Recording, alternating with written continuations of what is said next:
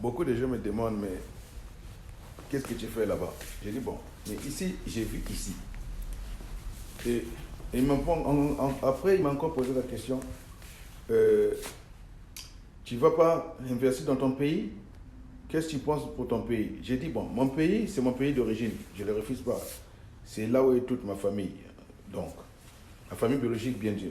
C'est là où il y a quelques amis, et j'en ai partout dans le monde entier. Mais j'aime bien ces pays-là. Mais ce qui est vrai, on n'a pas les conditions là-bas. Et je viens de découvrir les conditions ici.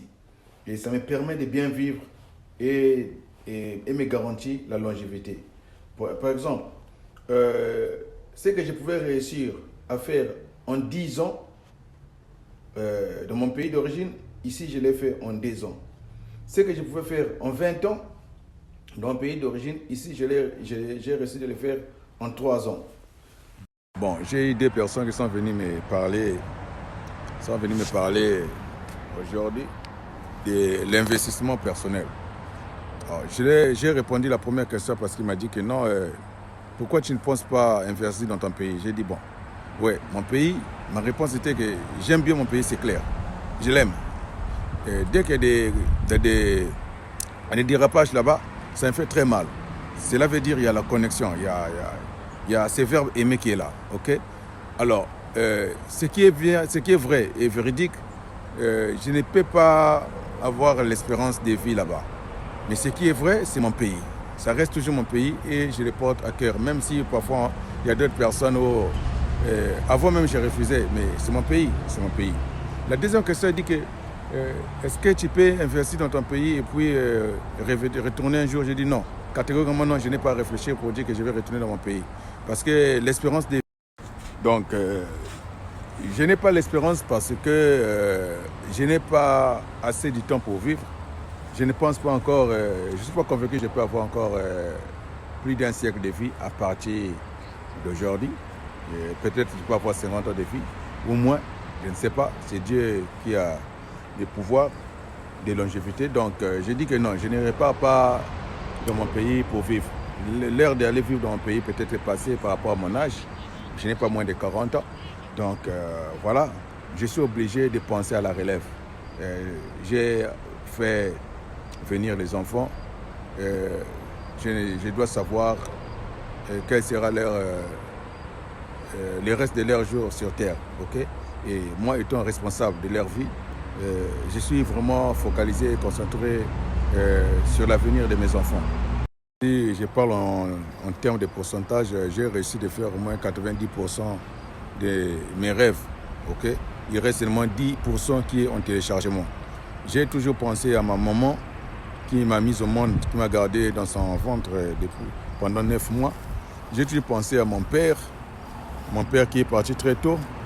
Il allait me voir réaliser ce que j'ai rêvé quand j'étais sous ses ordres. Mais malheureusement, il est parti. Que son âme repose en paix. Je continue avec maman. Je prends soin de maman et des autres frères, s'il y a possibilité. Je continue toujours à les soutenir quand j'ai mes possibilités et que les gens ne me tiennent pas à rigueur. J'aime beaucoup ma famille biologique, je suis plus attaché aux valeurs familiales. Donc, les amis aussi d'enfance, quand il y a des opportunités. Pour ceux qui disent que je ne fais pas trop, ce n'est pas de leur faute. C'est des gens qui veulent savoir ce que j'ai fait. Mais j'ai toujours rappelé aux gens que je suis un pauvre travailleur. Je ne suis pas encore un homme d'affaires qui fait des bénéfices. Donc pour parler de l'argent, il faut être quelqu'un qui fait des bénéfices. Si tu es travailleur, quel que soit les postes de vie, qu'est-ce que je n'ai pas eu? J'ai eu la chance de travailler comme ingénieur, donner les ordres dans les pétroles. Vous, mes amis qui me suivez, vous le savez. J'ai eu des honneurs. J'ai eu même la compagnie à disposer de voitures pour venir me prendre à la maison, me déposer à l'aéroport, me prendre de l'aéroport, me redéposer à la maison. J'ai eu ces chances-là. Je suis arrivé ici, j'ai eu de très bons boulots. Et j'ai toujours remercié Dieu d'avoir de très bons boulots.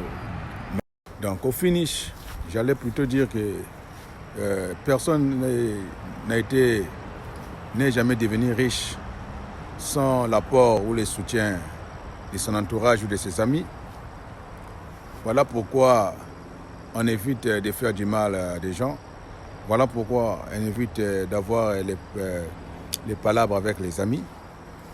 Ce n'est pas parce qu'on n'est pas capable de répondre, on n'est pas capable de réagir à la vitesse supérieure, mais ça ne sert à rien à faire de mal aux gens, ça ne sert à rien. Ça ne sert à rien de parler mal aux gens, ça ne sert à rien.